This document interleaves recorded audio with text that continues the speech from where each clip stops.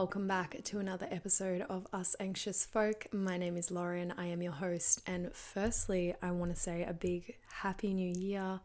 Welcome to 2024. I hope you've all had a restful and peaceful and easy holiday period.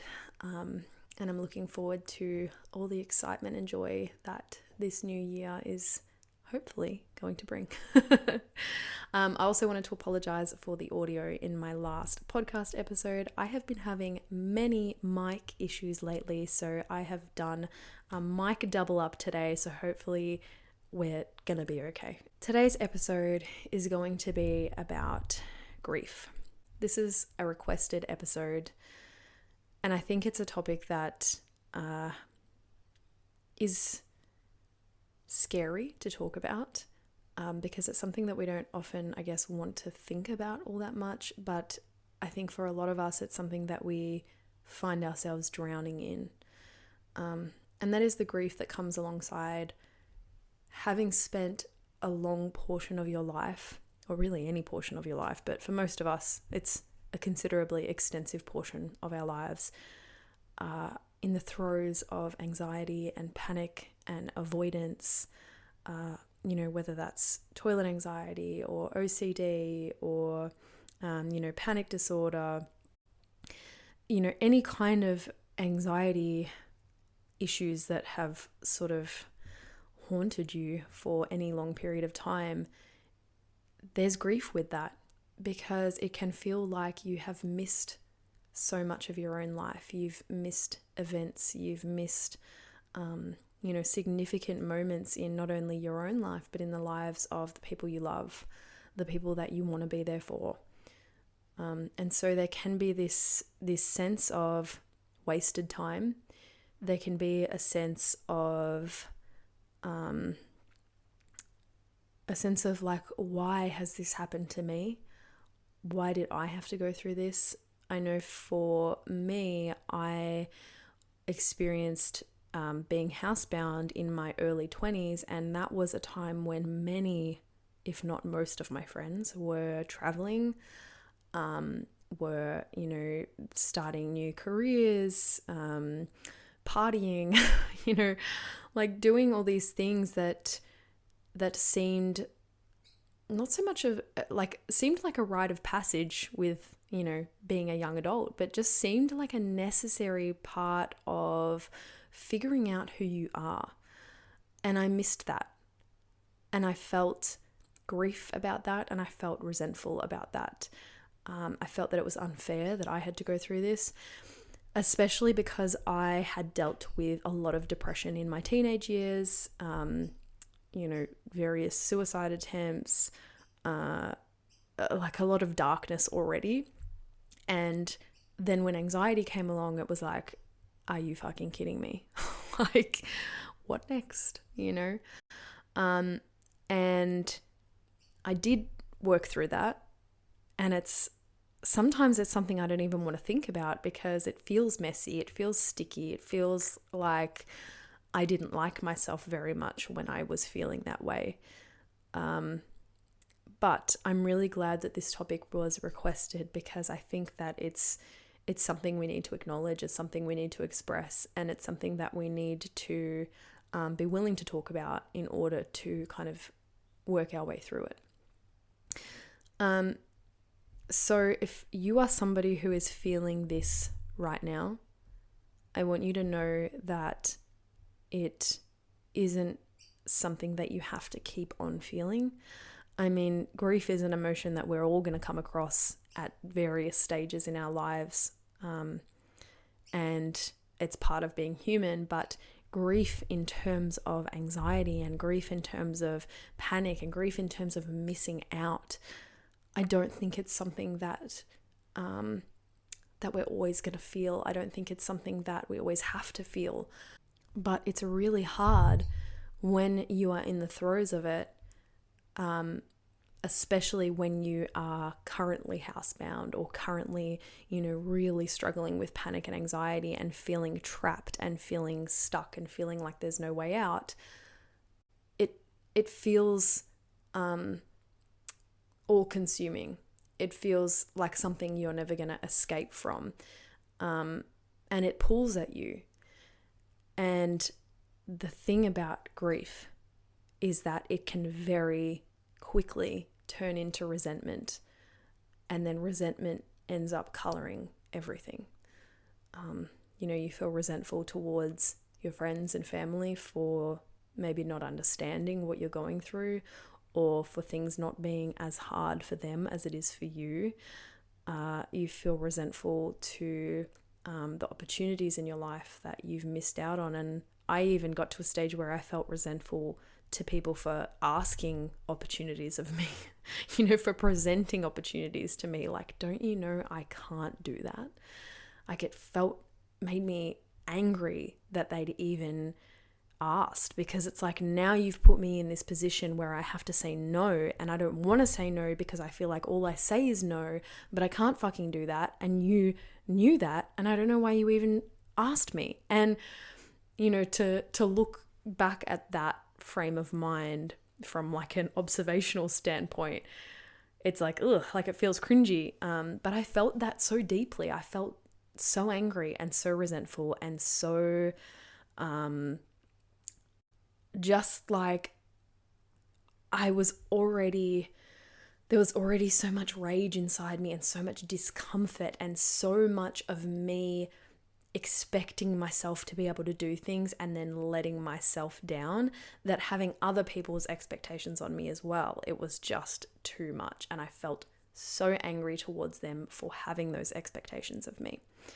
And then there's just this resentment towards your life trajectory in general.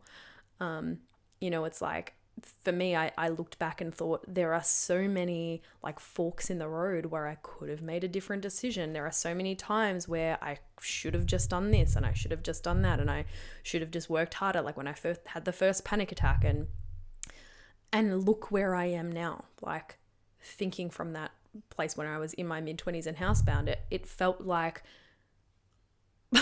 like, what's the point of my life? Why am I here? I'm wasting time. I'm not doing anything.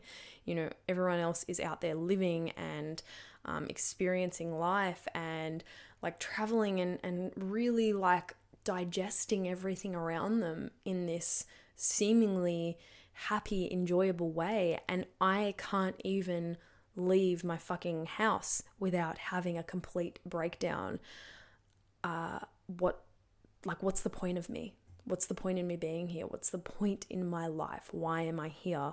And that feeling itself was this big, dragging emptiness that just sat in my chest and just like felt like it was going to eat me alive.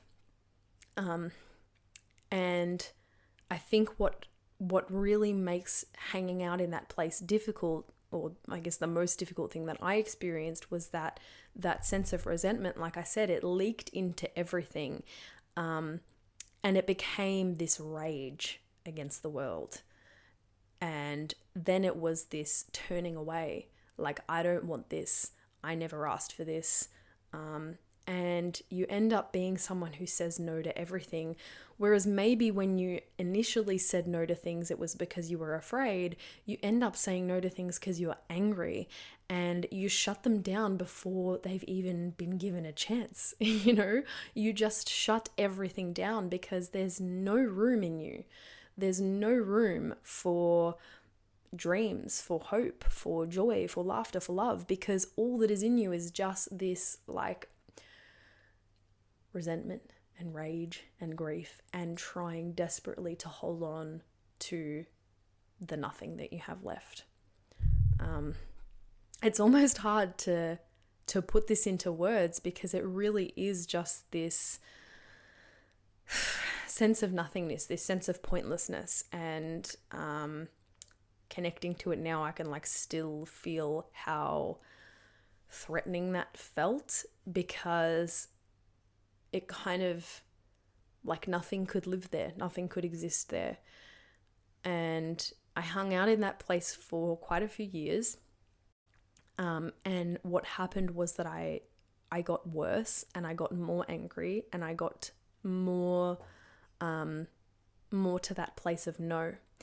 And actually, in the video I did recently on my channel where I spoke about connecting to your dreams and, spending time thinking about what it is that you do want, I got a comment from someone saying that they tried it and the exercise was really hard. And they said, something along the lines of, it shows how familiar I am with thinking about what I don't want rather than what I do want.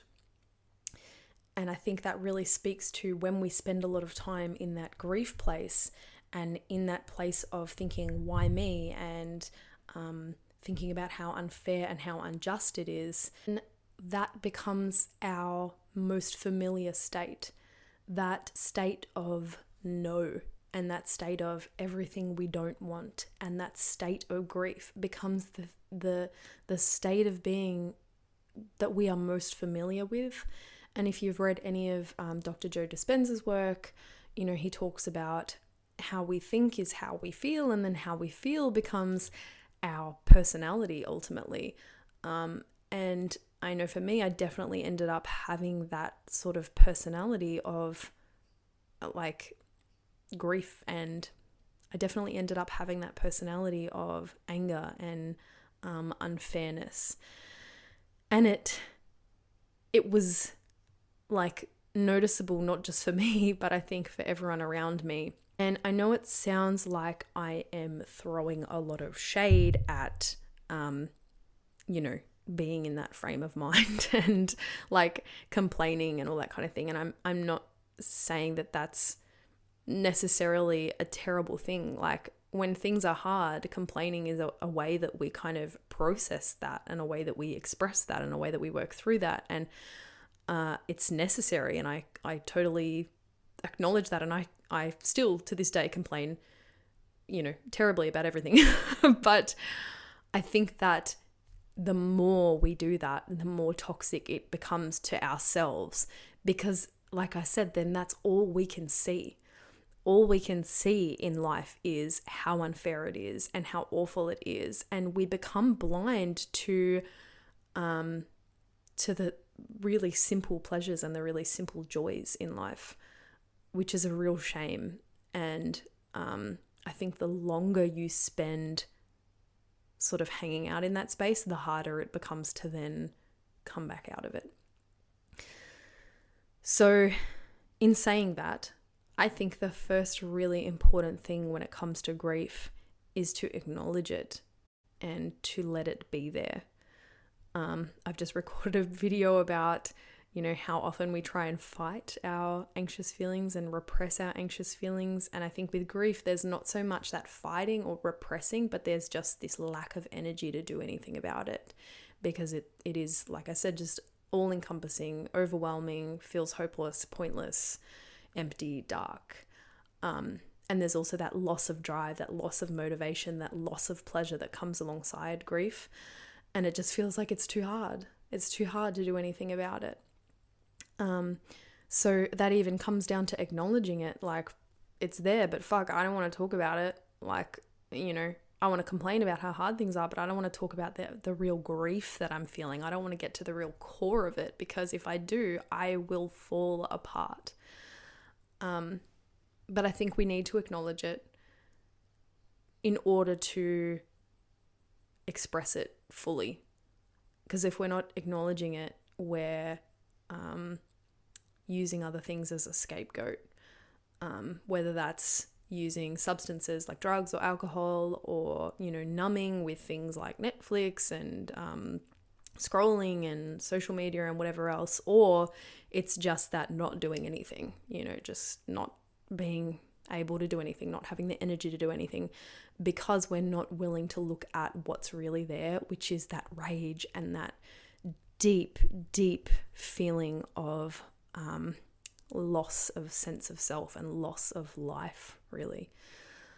So in order to acknowledge grief, I think we really need to talk about it. We really need to be open about it. And for me, that came through talking about my anxiety. I feel like everything at the end of the day boiled down to talking about my anxiety. But it really kind of was the key, because in talking about my anxiety and in talking about how hard panic was, and openly acknowledging it. And it wasn't the same as complaining about it, because I wasn't saying like, oh, it's so hard, oh, it's so like unfair. I was more saying like, this is what it feels like, and I so deeply want to be able to do these things. Like, I want to be able to go out, and today I couldn't, and that makes me feel hopeless and depressed. And yeah, it was like a really subtle difference between the two, between complaining about it and openly discussing it. But I think it just came from that place of needing to lay it all open, needing to air it out. And when I finally did that, when I let myself talk about my anxiety and my panic and my toilet anxiety, I was actually able to see that there was all this this sense of loss there. There was this sense of like, maybe this is really who I am right now, and that's really upsetting. And maybe it's not just that I can blame everything on anxiety and panic. Maybe it's that, there are parts of me that don't want to feel fear and anxiety, and there are parts of me that want to avoid making decisions at this stage in my life. And maybe there's a tiny little bit of me that kind of clings to being anxious, because in a way it makes me feel safe, and it makes me feel I don't know, maybe important. I don't know, like there were elements of the whole picture that I had to acknowledge. And when I was able to see all of it together, I was able to really grieve for everything that had happened over the last few years, and for the place that I'd found myself in. And then I was able to take a step back from it finally and go, okay, this is where I am right now. This is how I'm feeling. This is, the paths that have led me here, however I got here, this is where I am. And what can I do now to work through it? Finding creative ways to express your grief, whether that's you like writing about it. Obviously that was something that I really found helpful for me personally, but, writing about it, singing about it, like talking about it in a support group, going to the gym and like yelling out what horrible feelings you've been having. Like, I know that seems like a weird one, but I've seen like groups where women go and just scream, and men, I should say, people go and just scream and just let things out. And I think that is a hugely creative way to express grief. But however you find works for you to express that grief, letting yourself do that, letting yourself acknowledge it, letting yourself air it out physically, emotionally, mentally, not letting it fester by just not acknowledging it, and also just thinking, I don't have the energy to do anything about this. Because it's one of those things, like with motivation, you won't find the energy by waiting around for it. You will find the energy by using the energy. Do you know what I mean? Like, you will be able to express the grief when you express the grief. Like, you'll be able to work your way through grief when you work your way through grief. It sounds dumb, but it's like, you can't sit around and wait for the grief to shift off you. You can't sit around and wait for things in your life to change. You have to go and change them. You have to go and actively work to move the grief through you. And that brings me to another point, which is a quote that I read recently. I cannot remember exactly what it said, and I also can't remember exactly where I saw it. I think it may have been Pinterest. It was just one of those things I came across while scrolling, and then when I tried to find it again, could not find where it was. But they basically said that grief is not a place, it is a passage. And that's something that I think is really important to remember, in that you're not supposed to stay there. You are supposed to move through it. You are supposed to walk through it, and it's going to be dark and yucky and uncomfortable, and it's not going to feel good. It's probably going to be the murkiest, most fucked up passage you've walked through, but you need to walk through it in order to get to another place. You cannot stay there. Because like we already said, when you stay there, that's when it turns into resentment. That's when it starts to suck everything out of your life, all the joy out of your life, all the motivation, all of the pleasure, all of the drive to really live. You need to move through it. And you do that by first acknowledging it and expressing it. And in terms of that loss of pleasure, which I spoke about in my last podcast episode, which I will link in the show notes if you want to go check that out, but it was the last released one, I think, depending on how I'm going to release these. Maybe ignore that. Maybe it won't be the last released one. It was a recent one anyway. In terms of that loss of pleasure, that loss of like anything in life being enjoyable, I think the way you work towards that in terms of grief is that you do something new, which is so hard when you're feeling like there's no point, when you're feeling hopeless. But hopefully in acknowledging and expressing your grief, you can kind of find your way moving towards that next logical step of doing something new. But you have to do something new in order to find that pleasure again. Because if everything in your life has become tainted with that sense of like, I just don't enjoy this anymore, everything feels so hard, everything's such a fucking hassle, you're not going to get that feeling of pleasure back until you surprise yourself, until you do something that you haven't experienced before, and therefore you don't have a yardstick with which to compare the pleasure to. You know what I'm saying? For me, rock climbing was something cool that really shook me out of that place of not really enjoying things very much. And that was during a time when I was dating, and I remember feeling like all the dates I was going on were shit because I was like, I am having to push myself to go on these dates and I'm not even enjoying them, and I'm not feeling that like, feeling of passion or like that buzz or that butterflies or connections or whatever. Everything just feels like bleh and hard and yucky. And so I was feeling really flat at that time, and I felt like, all the joy had gone out of dating and relationships for me, and there was a lot of grief in that I'd lost my ability to love another human and lost my ability to be loved. But even though that coincided with the time that I did meet someone that I felt butterflies about, the fact that we went on one of our first dates and went rock climbing was so awesome, so amazing. It was something I'd never done before, was pretty terrified of doing. But because I didn't have anything to compare it to, it was so surprising for me and so enjoyable, and I couldn't believe how much I actually had fun doing it. And it really kind of like shook me out of my funk. So I think we really cannot gloss over the importance of doing something new as a way to work your way through grief. I think, it's like those times when you're really angry about something or you're really upset and then something makes you laugh. Like it completely changes your state. And I think that's what we're working towards in terms of working through grief, is something that completely alters your state and something where you don't have those like weird memories with which to compare, like, but what did this feel like back then? Pre-anxiety, this was fun, because it's something you've never done before. So find something new, whatever you want it to be. Pick something that you don't think you'll enjoy.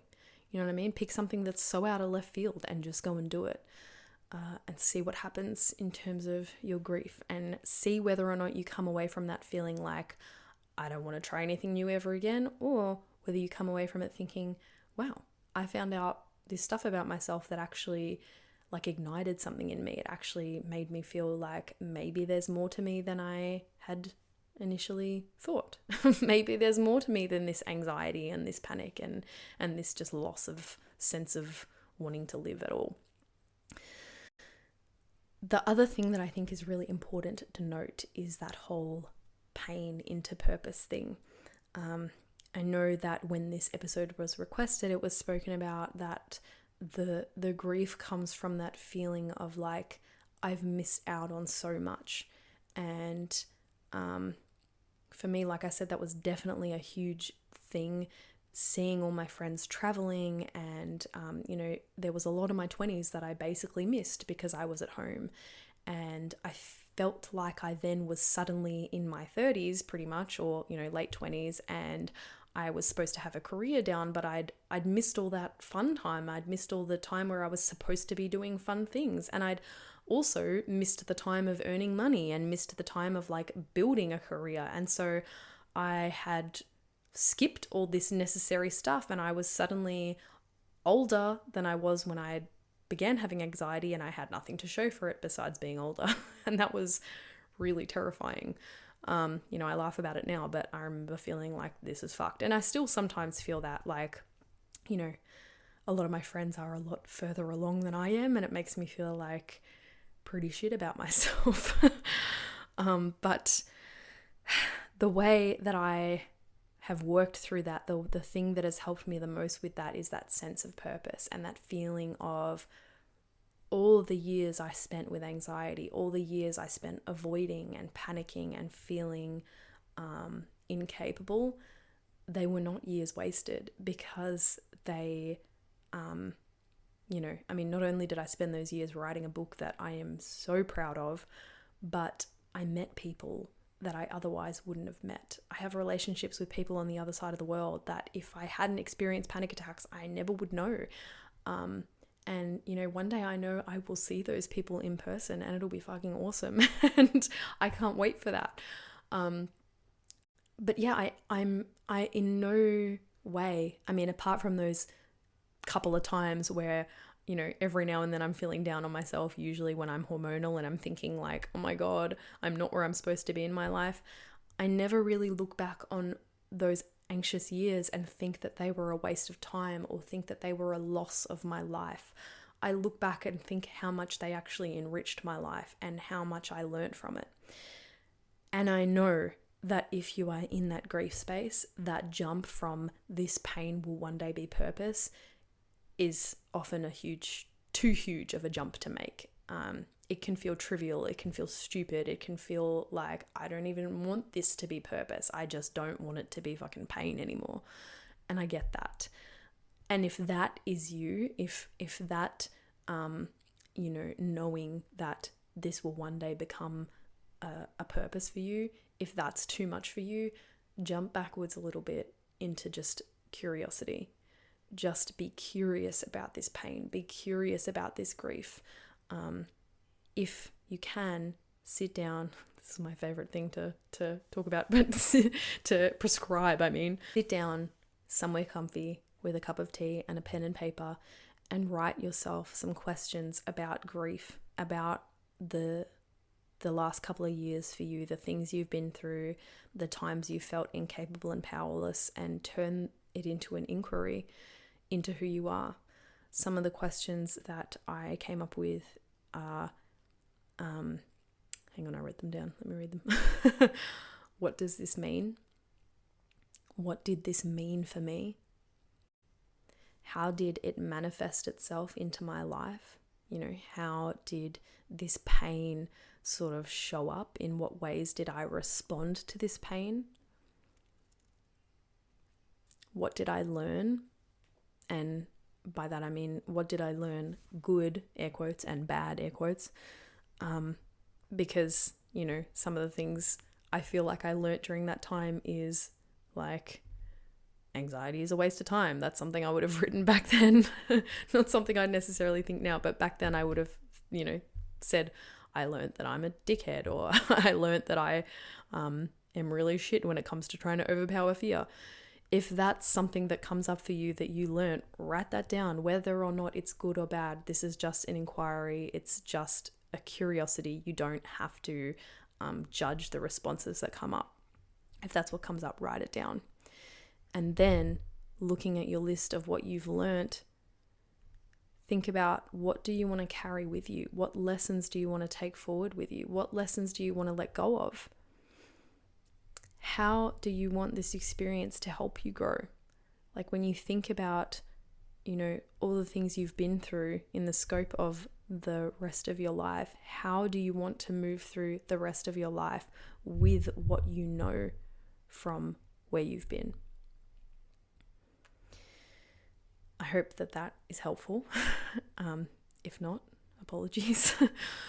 But I think just really becoming curious about the emotions that you're feeling is hopefully something that is going to direct you towards finding a sense of meaning from it, deriving a sense of meaning from somewhere where we felt pain. Another quote I read, pretty sure on Pinterest again, I was scrolling late last night, was, what was it? It was something like, the pain is where the lesson is, or the pain is like where we most need to lean into us. Okay, I've totally butchered that quote. It was something along those lines, basically saying that like wherever we feel pain, that's where we most need to lean ourselves into, because that's where we're going to grow the most. And I know that's definitely been true for me. So thinking about the years that you've spent anxious, the years that you've spent afraid and panicked, please know that these are not years wasted. I promise you. I know it feels like they are sometimes. I know it feels like, there's all this time that you lost. There's all this time that you, for me, I felt like there was time that I just didn't try hard enough. But that's not the case. I know it wasn't the case for me, and I know it's not the case for you. I know that what you have gone through and the grief that you're feeling is going to morph into something that, whether or not it drives you into like, a certain direction, like a certain career choice, who knows, but it will shape your life in some beautiful way that you just don't know yet. And I like to think of it as, like a twist on a tree trunk. It may have at the time, whether that's back then or now, feel like a deformity or like an ugliness or a blemish. But it's one day going to be a spot where flowers grow. It's one day going to be a place of refuge, a home for many others. It's going to be a place that you have a lot of wisdom and that you carry with grace and strength. It's going to be a mark of what makes you you. It's going to be what makes you unique, and it's going to be what calls some people towards you in the most beautiful and authentic relationships that you've ever known. And not only that, but it's going to deepen your relationship with you. And I know that sounds like, I don't know, sounds either trivial or silly or whatever, but it's so true. And there are going to be so many things in life that you end up grieving over, but I promise you that this period of time where you've learned so much about yourself, and where you ultimately learn to have your own back and to be your own cheerleader, and to soften towards fear, and to grow resilience, and to be more compassionate and nurturing towards yourself, and to say yes to life at times when you have otherwise said no. That is going to be a huge space of growth for you, and it's not ever going to be something that you'll regret. It's going to be something that you look back on and think, I'm so glad that happened for me, even if it doesn't look like it now. The only thing I think that could work against that is if you stay in that space of grieving, and you stay in that space of, I wish this didn't happen to me and this is so unfair. You can hang out there for a little bit, and I think we all need to, but don't stay there. Do not stay in that place, because that's when you will get to the end of your days and think, I fucking wasted so much time. I wasted so much time asking why, when I should have been asking how. When I should have been asking, what can I do next? How can I take this forward with me in a way that is progressive? And, how can I turn this into wisdom? That's what you will regret. You won't regret the time that you spent panicked if you choose to do something with that time, if you choose to learn something from that time. Yeah, I hope this episode wasn't too preachy. I really didn't want it to sound that way, because truly this is something that I dealt with a lot, and I do still deal with a lot of the time. But I also think it's one of those places in which you just have to move forward. And it sounds shitty to talk about, and it sounds preachy, and it sounds like easy to talk about, but another thing altogether to do, and I get that. But yeah, please acknowledge your grief. Please let it be there. Please allow yourself to grieve. Please express that grief. But don't stay there. Walk through that passage, and know that it's going to mean something. That's it. Take care. I hope you're all having a wonderful start to the year, and I will see you next time. Bye. Thank you for listening to the Us Anxious Folk podcast, the podcast for the chronically overwhelmed, perpetually panicked, anxious folk in all of us. If you would like to find more about me, you can find me on YouTube at Lauren Rose, or on Instagram at Lauren R_Rose.